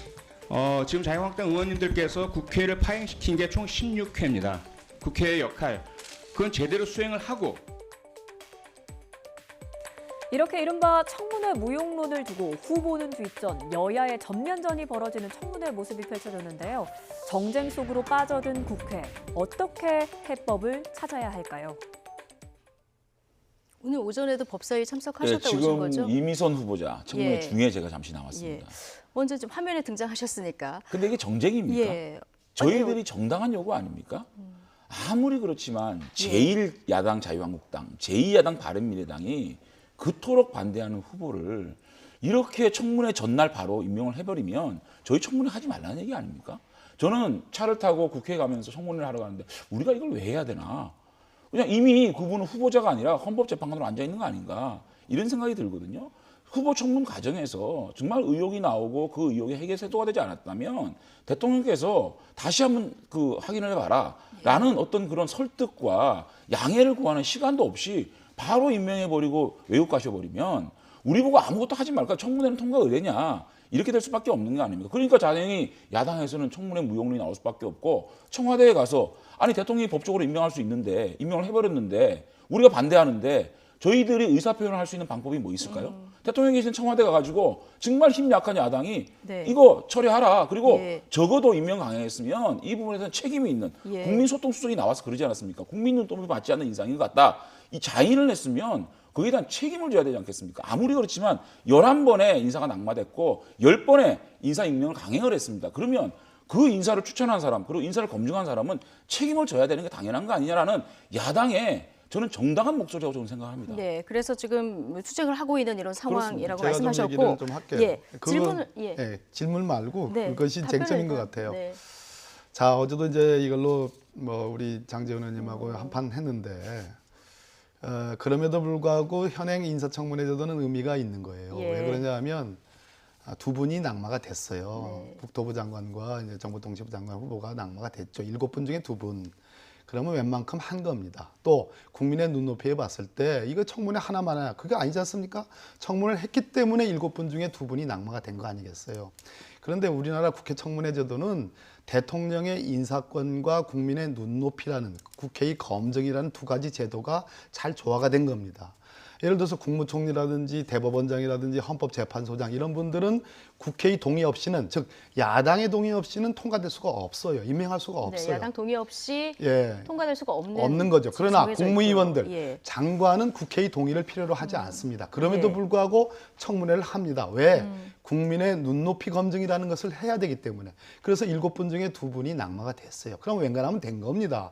그런데 거기서 더 나가서 박영선 장관 또 김현철 장관까지도 못 해준다 하니까 국민들의 여론이 다소 그분들 아무 문제 없고 대통령이 임명하는 게 맞다라는 게 국민들 여론이고, 또 두 분을 추천하고 검증을 했던 조조 두 인사수석 민정수석에 대해서 과연 경질하는 게 맞느냐라는 거의 여론도 50%가 아니다, 경질이 맞지 않다라고 답을 한 거예요. 그렇다면은 자유한국당이 이 정도면 웬간하면 뭐 못 이기는 채 하고 넘어가셔야 되는데 자꾸 이렇게 제가 보기에는 어거지를 쓰니까 대통령 지지율도 49.9%로 대폭 늘어났어요. 올랐어요. 자, 그런 측면에서 이 정도면 어느 정도 국민들이 납득할 만큼 조치를 취한 것이다 하고 한 발 물러서고 이제는 국회로 돌아오셔가지고 건설적인 논의를 하는 게 좀 맞다 이렇게 보는 거죠. 박영선, 김현철 후보자 임명까지는 어거지다 이런 얘기를 하셨는데요. 어거지가 아니고요. 이게 무슨 인사청문회가 국무위원을 뽑는 인사청문회가 복불복입니까? 7명 쫙 깔아놓고 7명 중에 가장 나쁜 사람 2사람 그 낙마시키고 그 다음 나쁜 사람 살려야 된다? 상대평가가 아니고요. 절대평가예요. 최소한 국무위원으로서의 어떤 그 품격과 자질과 도덕성이 검증이 돼야 되는 거지. 자, 이분이 더 나쁘기 때문에 이분은 낙마, 이분은 덜 나쁘기 때문에 웬만하면 국무위원을 통과시켜 주지라고 얘기하는 거는 야당 입장에서 도저히 받아들일 수 없는 얘기고요. 박영선 후보자, 김현철 후보자 귀에 못이 박히게 제가 안 된다고 얘기를 했습니다. 그렇기 때문에 저희들이 반대하는 걸 이렇게 강행하는 거에 대해서는 저는 이렇게 생각해요. 어저께 문영배 그 헌법재판관께서 후보자께서 이런 말씀하셨어요. 헌법 정신은 삼권 분립의 가치, 권력을 견제화하고 균형을 맞추는 것이 더 우선하는 것이다라고 말씀을 해주셨어요. 헌법재판관이 될 분이. 그렇기 때문에 이 삼권 분립의 정신, 권력을 견제하고 균형한다는 국회를 존중하는 정신이 나와야 된다고 생각하고요. 박근혜 정권 4년 동안 청문 보고서가 채택이 안 된 사람이 10명을 임명을 했습니다. 지금 몇 명입니까? 2년 만에 박근혜 정권 10명과 같지 않습니까? 이쯤 되면요. 인사 책임자, 인사 검증 책임자 책임져야 되는 거 아니겠습니까?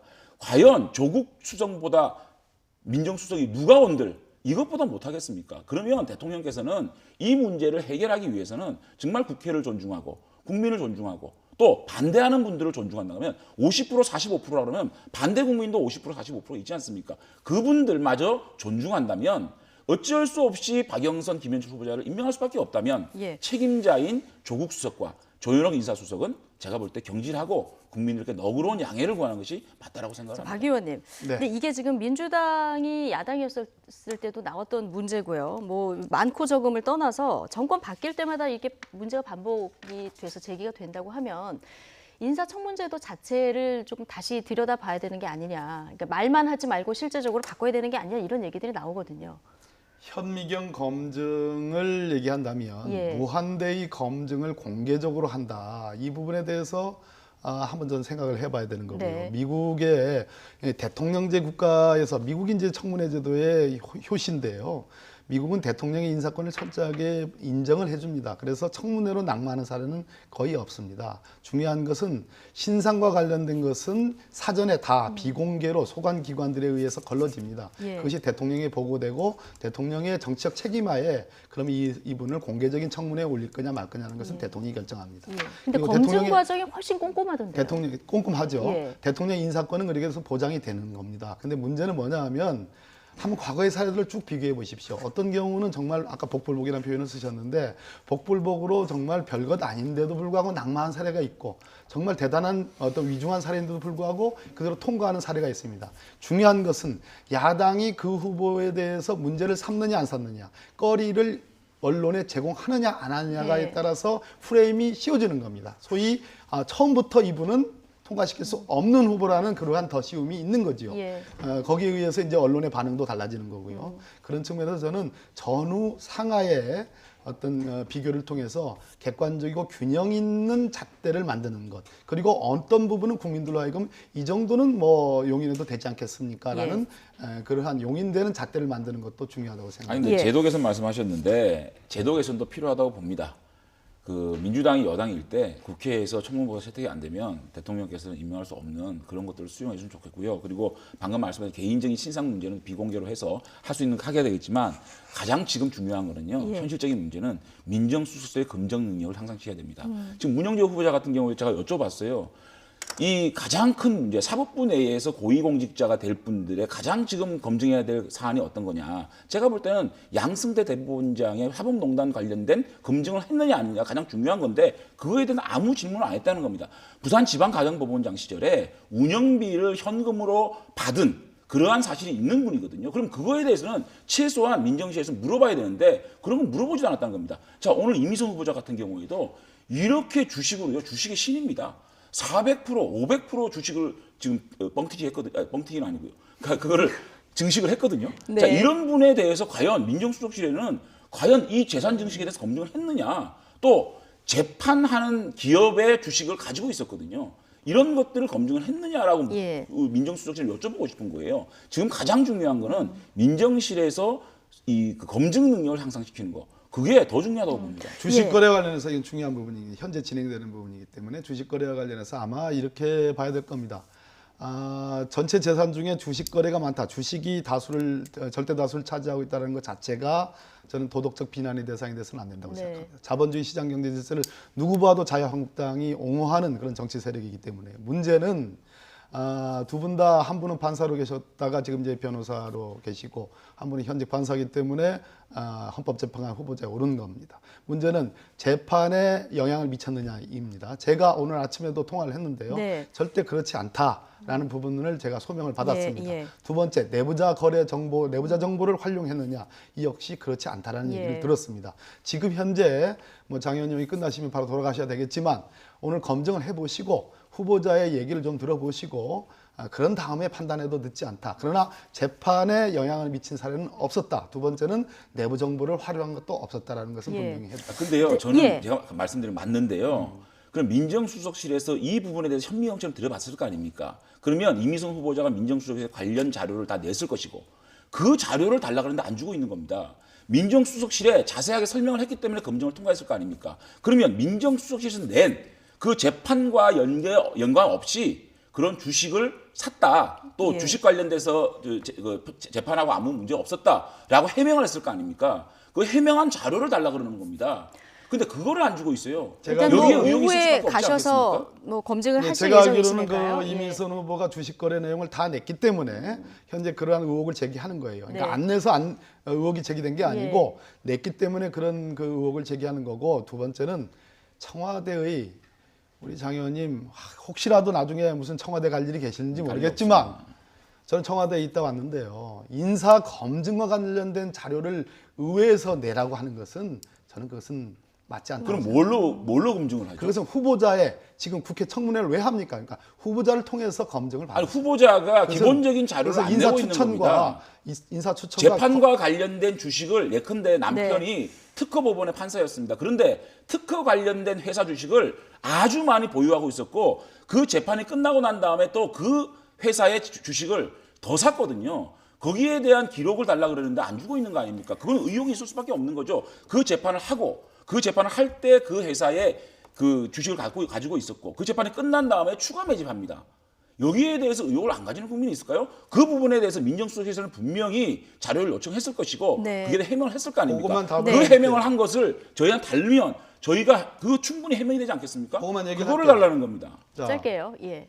재판과 관련해서는 그 재판이 끝나기 전에 주식을 매입한 건 없었고 그리고 단 한 건이 있는데 재판 중에 이제 매입한 건 단 한 건으로 보이는데 그거는 그 주식을 소유하고 있는 그 회사와 관계 없는 재판입니다. 아닙니다. 아니 지금 이거는 제가 다시 얘기하시는 건데 그러니까 검증은 이따 그거는 가서 제가 분명히 검증하겠습니다. 검증은 이따 가서 하시고 예. 제가 알기로는 분명히 재판과는 관계가 없는 거고 재판 당사자도 아니고 그거는 보험사와 관련된 부당이득 반환 청구 소송인데 예. 검증을 한번 이따 가서 어쨌든 이미선 헌법재판관 후보자에 대한 인사청문회 오후에도 뭐 진행될 예정이니까 지금 소청문회를 본 것 같습니다.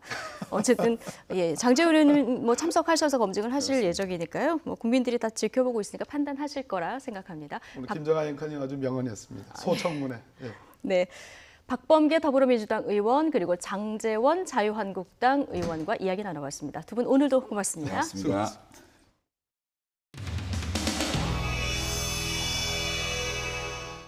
이거에 대해서 물어보실까요? 아니면 다른 거에 대해서 물어볼 거면 여기서 내가 할 건 아니고 따로. 그러니까 따로 기다린 거거든요 저희가. 했어요? 네. 했어? 확실했어요? 네. 확실했어? 영상 커버 다 돼 있습니다. 아, 네. 오늘 꼭 저거.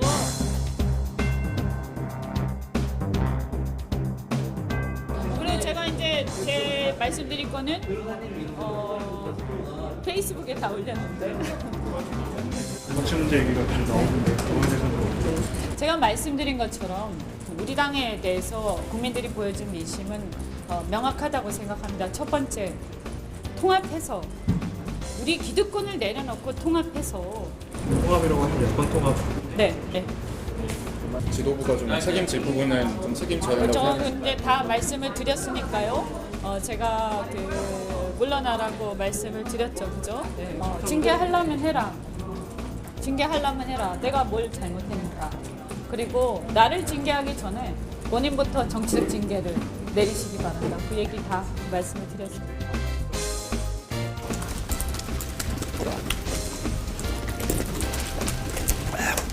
이현주 의원이 오늘 오전 라디오에 나와서 그런 얘기는 하지 마세요. 이현주 의원에 대해서는 아무런 가치를 느끼지 못합니다. 다음 일정 때문에 여기까지. 그래요? 이현주 의원 감사합니다. 혹시 입당 의사를 밝힌 누구요? 이현주 의원이요. 나중에 얘기합시다. 그런 거.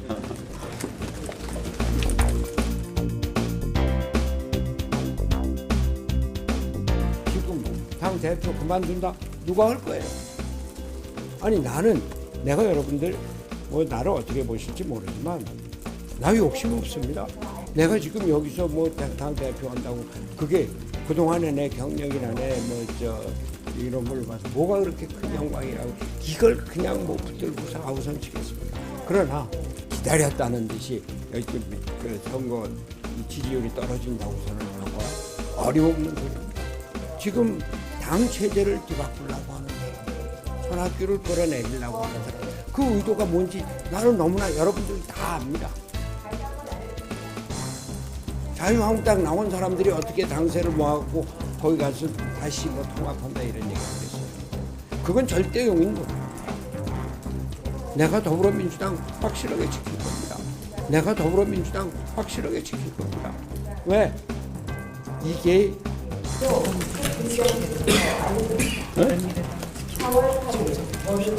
내가 더불어민주당 바른미래당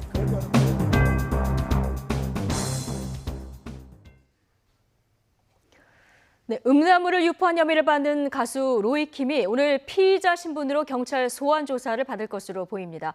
어제 자진 귀국해서 변호인 선임에 나섰고요. 수사에 대비한 것으로 전해졌는데 나오면서 어떤 입장을 밝힐지 관심입니다. 현장에 나가 있는 취재기자 연결해 보겠습니다. 부장원 기자. 네, 서울지방경찰청입니다. 네, 로이킴이 어제 자진 귀국한 뒤에 하루 만에 곧바로 경찰 조사를 받게 됐는데요. 언제 나올 예정입니까? 네, 가수 로이킴은 오늘 이곳 서울지방경찰청 광역수사대에서 소환 조사를 받을 전망입니다. 앞서 학업을 이유로 미국에 체류하고 있었는데요. 어제 새벽 4시 20분쯤 인천공항을 통해 뒤늦게 입국한 사실이 뒤늦게 확인됐습니다. 입국 당시 취재진에 둘러싸였던 정준영 씨와 달리 조용히 공항을 빠져나간 뒤 종척을 감췄습니다. 모처에 머물면서 변호사 선임에 나서는 등 앞으로 이뤄질 경찰 수사에 대비하고 나섰는데요. 경찰은 로이킴 측과 일정 조율을 마치고 오늘 오후 3시 전까지 출석하라고 통보했습니다. 다만 로이킴이 비공개로 출석할 예정이어서 언제 올지는 정해지지 않았습니다. 좀 더 시간이 필요하다며 출석하지 않을 가능성도 전혀 없지는 않은데요. 소속사를 통해 경찰이 소환 일정을 알려주는 대로 성실히 조사에 임하겠다고 밝힌 만큼 오늘 출석할 가능성이 큰 상황입니다. 자, 이 로이킴이 지금까지 받고 있는 혐의가 음란물 유포 혐의인데요. 자, 앞서 구속된 정준영 씨하고는 어떤 차이가 있는 겁니까?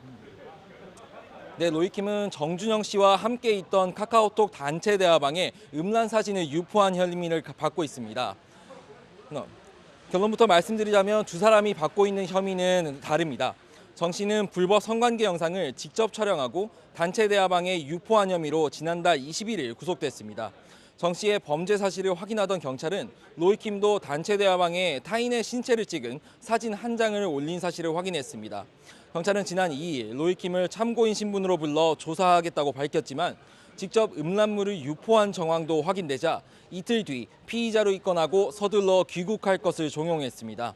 다만 로이킴이 직접 불법 촬영한 사진을 올린 것인지 아니면 받은 사진을 단순히 올리기만 한 것인지는 아직 확인되지 않았습니다.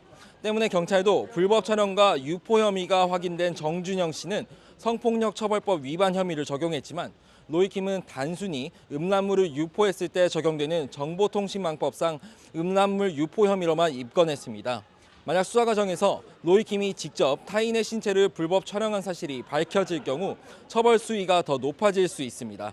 또 이와 별개로 일명 정준영 단체 대화방에서 마약류를 지칭하는 것으로 보이는 은어가 수차례 사용된 정황도 나와 수사가 확대될 수 있다는 관측도 제기됩니다. 지금까지 서울지방경찰청에서 YTN 부장원입니다. 문재인 대통령이 취임 이후 7번째 한미 정상회담을 위해서 오늘 오후 미국으로 떠납니다. 문 대통령은 우리 시각으로 내일 새벽 미국 워싱턴에 도착한 뒤 내일 밤 마이크 폼페이오 국무장관과 존 볼턴 백악관 국가안보보좌관, 마이크 펜스 부통령을 잇따라 만납니다. 이어 오는 12일 새벽 1시부터 백악관 공식 일정으로 한미 정상부부 환담과 단독회담, 참모들이 배석하는 오찬 겸 확대회담 등을 2시간 동안 진행합니다.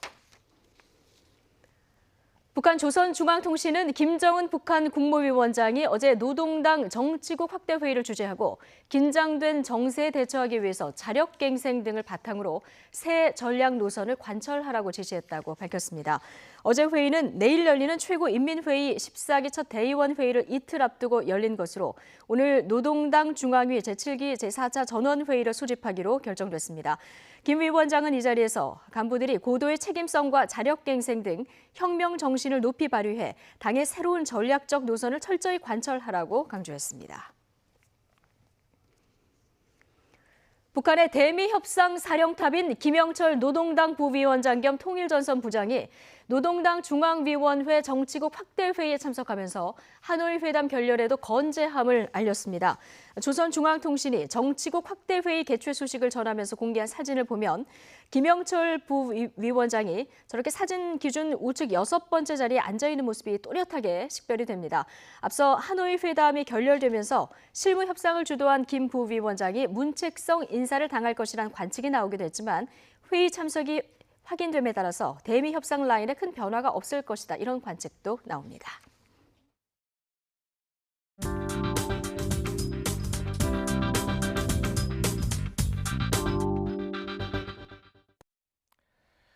당신들 아버지는 그때 뭐 했나? 손혜원 의원이 지난 4일 자신의 페이스북에 쓴 글입니다. 야당 의원들이 국가유공자 심사에서 6번 탈락한 손혜원 의원의 부친이 지난해 유공자로 선정된 과정이 미심쩍다고 주장을 하면서 손혜원 의원의 아버지인 손용우 선생의 행적을 문제 삼자 이에 반발한 것입니다. 발언의 이 발단이 됐던 지난달 26일 국회 정무위원회 회의 내용 다시 보시죠. 그러면 우리 저 손혜원 의원의 그 부친 송용우에 대해서 지금 간첩 혐의가 있다는 지금 이야기가 있습니다.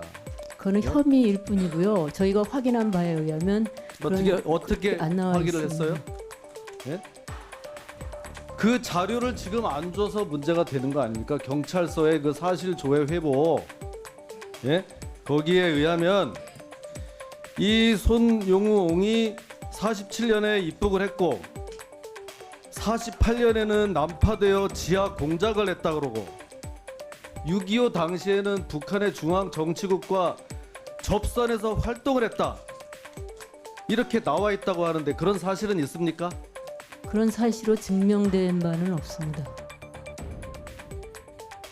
김진태 의원은 관련 내용이 89년과 90년의 경찰 자료에 있다면서 보훈처장을 추궁했습니다. 손 의원 측은 해당 경찰 기록이 수십 년 뒤 군부 정권 시절 작성된 것인 만큼 신뢰성을 두기 어렵다면서 간첩 활동 주장은 사실 무근이라는 입장입니다. 또한 전우용 역사학자도 경찰 기록이 시간상 말이 되지 않다 이렇게 반박하고 있습니다. 한국 군의 방첩대가 만들어진 게 1949년 10월이에요. 예. 정부가 수립되고 군이 창건되고 그리고 나서야 간첩을 잡는 일이 시작돼요. 달리 말하면 그전에는 간첩을 보내는 일도 없어요. 예.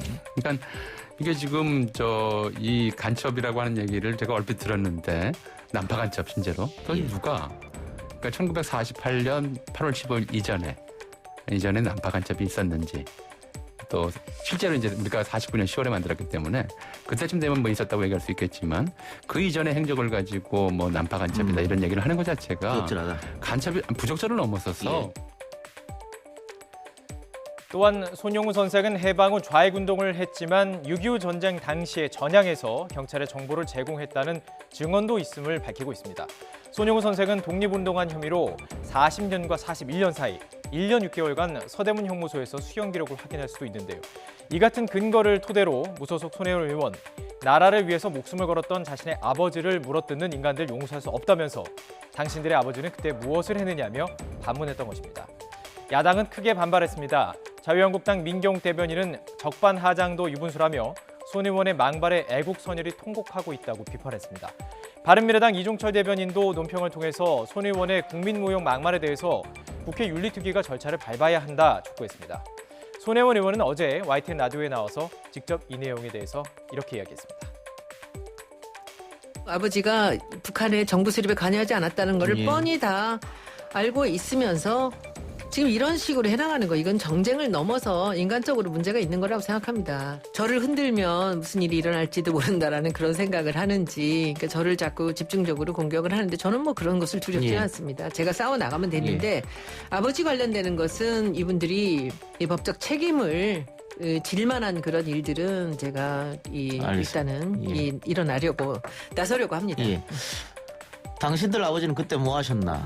이 이야기는 어떤 걸 지칭해서? 나경원 의원한테 한 거예요. 손 의원의 발언 및 부친의 유공자 선정 과정에 대한 논란 등으로 독립 유공자 선정 기준에 대한 관심도 높아지고 있습니다. 특히 손 의원의 부친과 비슷한 여건에 놓여서 서운을 받지 못한 후손들이 보훈처를 상대로 고소할 움직임까지 보여서 앞으로 어떤 파장을 일으킬지도 관심입니다.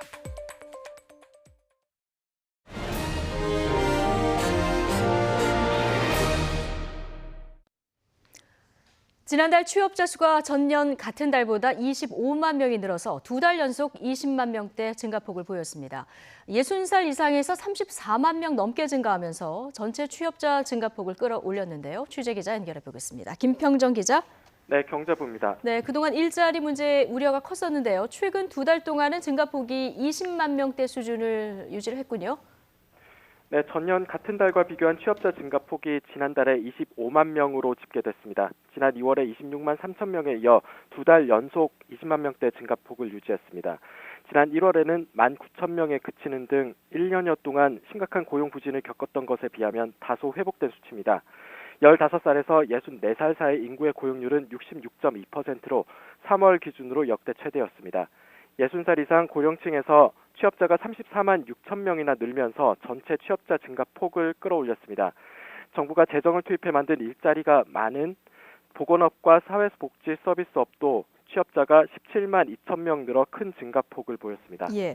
그런데 조금 세부적으로 들어가서 보면 고령층의 취업자는 이렇게 늘어났는데요. 지금 경제 허리라고 할 수 있는 30, 40대 그 취업률이 조금 감소한 결과가 나왔다고요?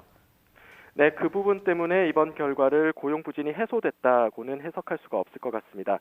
60살 이상 고령층이 취업자 수를 끌어올릴 동안 30, 40대는 오히려 감소했습니다. 전년 같은 달에 비해 40대 취업자는 16만 8천 명이 줄었고 30대는 3만 7천 명이 감소했습니다. 또 상대적으로 좋은 일자리로 평가받는 제조업에서도 취업자가 10만 8천 명 줄었습니다. 15살에서 29살 사이 청년층의 실업률은 10.8%였지만 취업 준비생까지 포함한 청년층의 확장 실업률은 25.1%로 늘어 관련 통계 작성을 시작한 지난 2015년 이후 가장 높았습니다. 통계청은 전체적인 고용 상황이 다소 개선됐다고 평가하고 제조업과 도소매업의 감소폭은 점차 축소되고 있어 한두 달 사이 더 개선될 가능성이 있다고 분석했습니다. 지금까지 경제부에서 YTN 김평정입니다. 홍남기 경제부총리는 추가 경정 예산 규모가 7조 원을 넘지 않을 것이라고 밝혔습니다. 홍 부총리는 오늘 오전 정부 세종청사에서 기재부 출입 기자들과 만나 전체적으로 추경 규모가 7조 원을 넘지 않을 것으로 생각한다고 말했습니다. 그러면서 추경안 편성을 위해서 아직 사업을 검토하는 중이며 재원 등 여건을 종합적으로 검토해서 규모를 결정할 것이지만 재정당국의 입장에서 볼 때 이같이 전망한다고 설명했습니다. 산불과 관련해서는 산불 진화와 예방 인력 확충, 산불 대응 헬기 구매 비용 등 산불 대응 시스템을 강화하는 구상이 이번 추경에 포함될지 검토 중이라고 밝혔습니다. 주 5일 근무제의 시행으로 노동시간은 꾸준히 줄어드는 반면 육아시간은 늘어난 것으로 나타났습니다. 보건사회연구원의 조성호, 김지원 연구원은 통계청의 2014년 생활시간 조사 자료에서 우리나라 부부들의 시간 사용량을 분석한 결과 이런 결과를 얻었다고 밝혔습니다. 이 분석에 따르면 남편과 아내의 주당 노동시간은 모두 줄었지만 육아시간은 각각 11분, 7분 증가했습니다. 특히 주중 가사시간은 남편이 17분, 아내는 129분으로 아내가 남편보다 112분 길었고 육아시간도 남편 14분, 아내 52분으로 아내가 남편보다 38분 많았습니다. 3분 안에 이슈를 톡톡톡톡.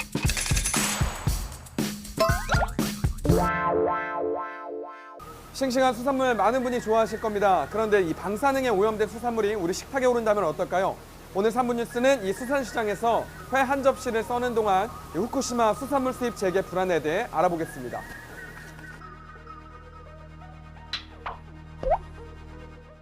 지난 2011년 3월 발생한 동일본 대지진, 규모 9.0 강진이 몰고 온 쓰나미로 무려 15,000명이 넘는 사망자가 발생하고 후쿠시마 원자력 발전소가 폭발했습니다. 방사능이 유출됐고 인근 바다까지 오염시켰습니다. 세계 각국에서 일본산 농수산물 수입을 전면 금지했습니다. 그런데 당시 우리 정부 아직 국민의 건강에 해가 될 만큼 방사능 수치가 나오지 않았다며 수입 금지 대신 전수조사를 하고 있다고 밝혔습니다. 이 국민들 불안에 떨었습니다. 아니나 다를까 일본에서 수입된 수산물에서 방사성 물질이 검출되는 일도 발생합니다. 일본산 수산물 기피 현상을 넘어 우리 수산물에까지 불똥이 튀기도 했습니다. 이 사고 이후 2년 반 동안 제대로 된 대응을 하지 않은 정부. 2013년 9월 등 떠밀리듯 후쿠시마 인근 8개 현의 수산물 수입 전면 금지 카드를 꺼내들었습니다. 일단 급한 문제는 해결된 듯 했는데 일본이 반격에 나섭니다. 2015년 한국의 수입 금지 조치가 부당하다며 WTO에 소송을 제기합니다. 일본산 농수산물에 대한 수입 금지 등 규제를 적용 중인 나라는 모두 51개 나라인데 한국에만 유독 소송을 겁니다. 딱히 이유를 공개하지 않았는데 일부 전문가들의 분석은 이렇습니다. 우리 정부를 소송을 걸어 이길 정도로 만만하게 보고 있다는 겁니다. 일본산 수산물을 세계에서 5번째로 많이 수입하는 우리나라를 상대로 소송을 걸어 이기면 이후 다른 나라에도 수월하게 소송을 걸 수 있기 때문입니다. 지난해 2월 열린 1심 소송에서 WTO는 일본의 손을 들어줬습니다. 우리 정부가 내놓은 일본산 수산물의 위험성 증거가 불충분하다며 차별적인 규제라고 판단한 건데요. 한국 정부 당연히 1심 판결에 불복해 상소했고 최종 판결을 앞두고 있습니다. 이번에도 한국에 패소할 가능성이 높습니다. 1심 결과로 뒤집은 경우가 드물고 위험성을 입증하는 새로운 결과도 내놓지 못했기 때문입니다. 패소하면 수입 금지를 풀어야 합니다. 후쿠시마 수산물의 위험성을 두고 전문가들의 의견도 엇갈립니다. 한국이 수입을 금지한 8개 현의 수산물에서 방사능이 더 자주 검출되는 건 사실인데 방사능이 검출됐다는 것만으로 위험하다고 단정하기 어렵다는 겁니다. 인체에 해로운 기준이 있다는 건데요. 하지만 어디까지나 기준치입니다. 방사능이 조금이라도 검출된 수산물은 아예 먹지 않는 게 안전하다고 보는 전문가도 많습니다. 수입 금지가 풀려도 후쿠시마산 수산물을 안 먹으면 되는 것 아니냐는 의견도 많습니다. 현행법상 원산지는 국가만 표기하면 되기 때문인데 후쿠시마산인지 아닌지 알 수가 없습니다. 이렇게 되면 전체 수산물 기피 현상으로 또다시 번질 수 있습니다. 국회에서는 원산지에 국가와 지역명을 모두 표시하는 법안을 발의했습니다. 원산지 표기를 강화해 국민들의 불안을 덜게 하겠다는 계획인데 이 시행까지 또 시간이 걸리고 문제가 있는 식품을 법까지 바꿔 굳이 수입해야 하는지도 의문입니다. WTO 소송에서 최종 패소한다 해도 당장 수입을 재개해야 하는 것은 아닙니다. 최대 15개월의 유예기간이 주어지고 그동안 협의도 할 수 있습니다. 일본의 관세 보복을 감수하고 수입 금지를 유지할 수도 있는데요. 하지만 무엇보다 우리 국민들이 수산물을 걱정 없이 마음껏 먹을 수 있는 근본적인 대책이 필요하겠죠. 오늘 3분 뉴스는 여기까지 하겠습니다.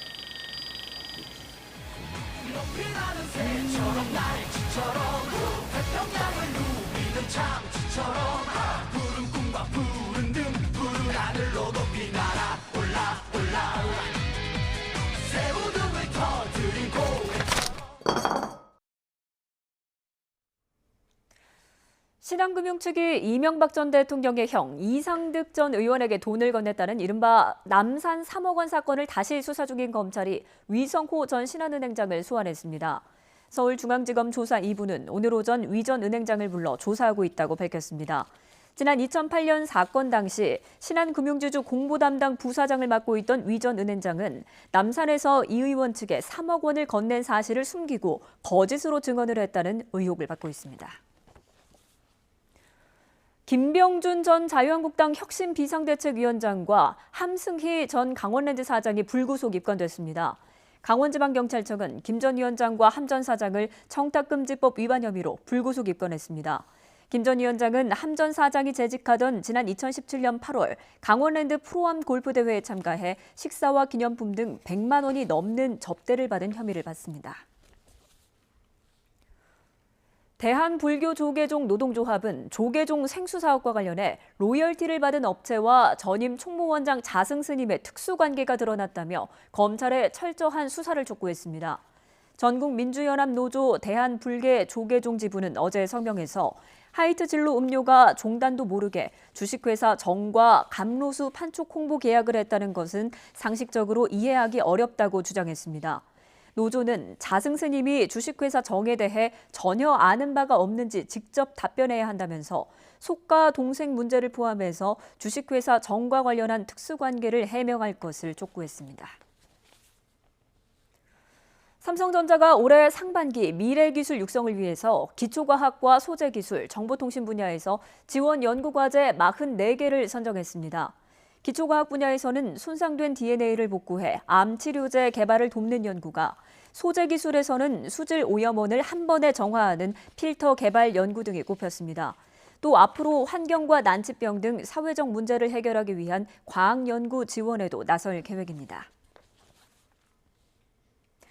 100년 전 만세 운동의 주역이었던 젊은 학생들. 지금은 저마다 개성 넘치는 방법으로 임시정부 수립 100주년을 기념하고 있습니다. 보도에 이승윤 기자입니다. 임시정부 만세! 임시정부 만세! 100년 전 그날처럼 대구 신명여고 학생들이 태극기를 들고 교정 한편에 모였습니다. 신세대답게 재기발랄한 모습으로 임시정부 수립 100주년을 축하합니다. 힘겨운 춤사위도 빼놓을 수 없습니다. 당신의 용기가 우리의 힘이 되었습니다. 하나의 목소리가 모이고 모여 지금의 용기가 되었습니다.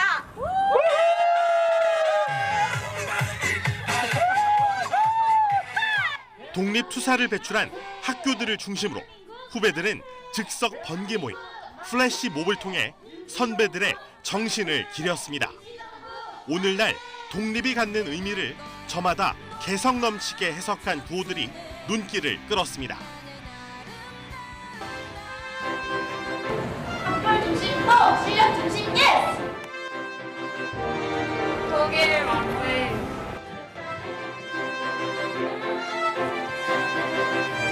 과거를 잊은 민족에게 미래는 없다! 독립의 숨은 영웅들을 알리기 위해 학생들이 직접 UCC 영상물을 제작하기도 했습니다.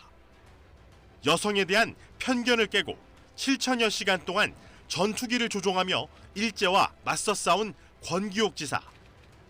임시정부 광복군 산하 조선의용대에서 무력 투쟁을 벌인 박차정 지사가 후배들의 정성 어린 손길에 의해 세상에 알려졌습니다. 한민족의 하나된 독립을 소망하며 임시정부를 수립했던 선열들의 나라사랑 정신과 호국 정신은 100년의 세월을 넘어서도 그대로 이어지고 있습니다. YTN 이승윤입니다. 전남 완도에는 항일운동으로 유명한 섬이 있습니다.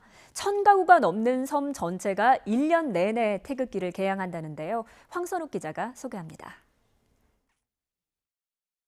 완도 화흥포항에서 뱃길로 1시간 거리에 있는 소안도. 활짝 핀 유채꽃과 해안 상록수림이 아름다운 조용한 섬마을입니다. 하지만 배에서 내리면 이곳이 항일운동의 땅이었음을 알리는 표지석이 눈에 들어옵니다.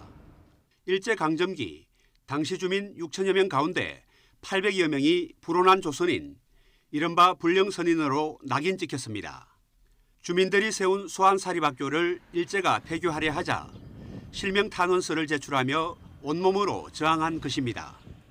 한글만 가르친다 해가지고 눈에 가시 같은 이 학교를 없애버리겠다 그래가지고 1927년 5월 12일 날 일본이 강제로 폐기를 했는데 일본 상선의 항해를 돕던 인근 당사도 등대를 공격해 파괴한 것도 바로 소환도 출신이었습니다. 그래서 이 섬에서 배출된 독립유공자가 19명이나 됩니다. 이 섬의 또 다른 이름은 태극기 섬입니다. 주민들이 항일 정신을 기리는 뜻에서 섬 전체에 1년 내내 태극기를 걸어놓기 때문입니다.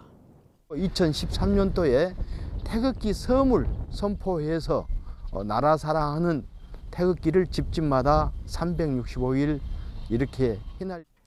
서남해의 작은 섬 소환도가 항일운동의 성지로 새롭게 주목받고 있습니다. YTN 황순욱입니다. 인천 구월동에 사는 주민이 속초 산불 피해 주민들을 위해서 써달라면서 $1돈짜리 돌반지 5개와 $2돈짜리 금팔찌를 속초시에 보냈습니다. 이 주민은 속초시장에게 보낸 편지에서 막내 아들의 돌을 맞아 선물로 받은 반지를 이웃과 나누고 싶어서 보내니 용기를 잃지 말고 힘내라고 밝혔습니다. 속초시는 지역 산불 복구에 기묘하게 쓰겠다면서 거듭 감사의 인사를 전했습니다.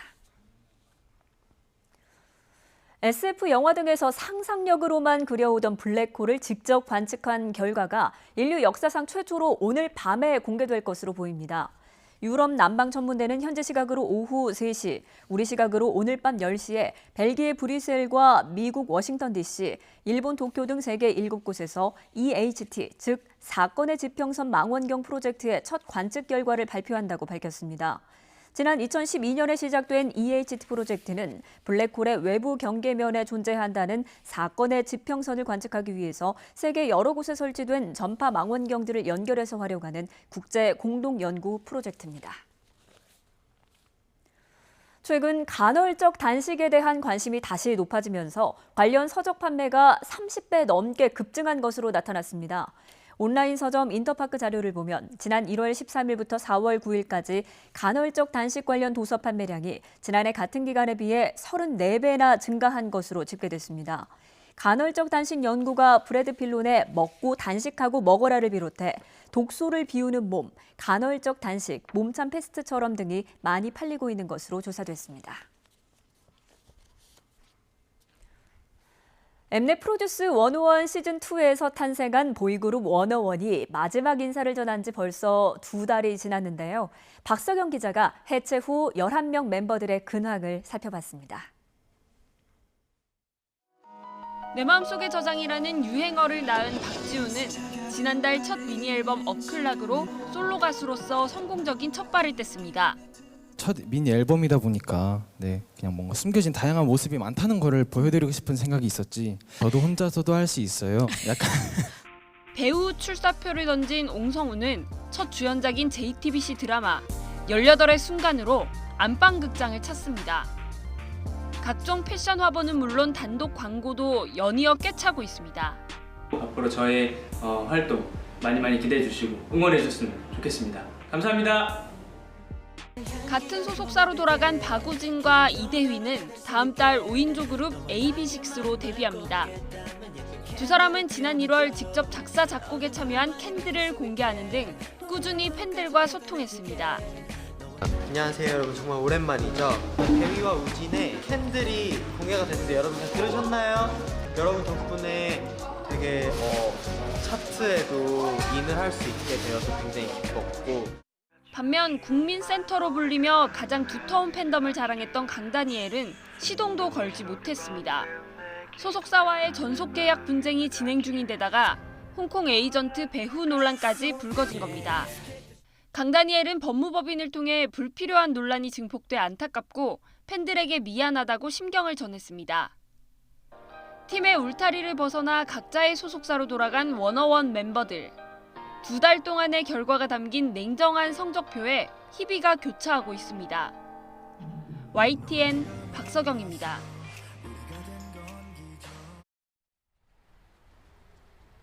메마른 대지를 적셔줄 촉촉한 단비가 내리고 있습니다.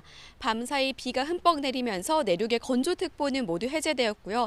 강원 산간에도 23.8cm의 이례적으로 큰 눈이 내리면서 4월 기준으로 1998년 이후 가장 많은 양의 눈을 기록했습니다. 하지만 비가 내리고 나서 날씨가 꽤 추워졌습니다. 반짝 꽃샘추위가 찾아왔는데요. 현재 서울 기온은 6.9도로 어제 같은 시각보다 7도나 낮으니까요. 나가실 때는 보온에 신경 써주시기 바랍니다. 강한 비구름대는 대부분 동해상으로 빠져나갔습니다. 현재 서울을 비롯한 수도권과 강원 지역을 중심으로 약하게 비가 내리고 있는데요. 수도권과 강원 영서에는 오후까지 5mm의 비가 조금 더 내린 뒤 그치겠고요. 강원 영동과 경북 동해안에는 밤까지 5에서 10mm의 비나 1에서 5cm의 눈이 더 이어지겠습니다. 꽃샘추위가 찾아오면서 낮에도 꽤 쌀쌀하겠습니다. 서울 9도, 광주 15도, 대구 10도, 부산 13도로 어제보다 3에서 5도가량 낮겠습니다. 꽃샘추위는 서풍이 유입되는 모레부터 차츰 누그러지겠고요. 일요일에는 전국에 또 한 차례 비가 내릴 전망입니다. 단비가 내리면서 건조함은 많이 해소되었지만 봄꽃은 많이 져버린 모습입니다. 이번 주 일요일에는 전국에 또 한 차례 비 소식이 있으니까요. 이번 주말 남아있는 마지막 벚꽃 엔딩 즐겨보시는 것도 좋겠습니다. 지금까지 상암동 평화공원에서 YTN 권혜인입니다. 손흥민 선수 새 안방이 마음에 드는 것 같습니다. 새롭게 지어진 토트넘 홈구장에서 결승골을 넣으면서 강호 맨시티를 잡았습니다. 잠시 뒤 3부에서 활약상 정리합니다.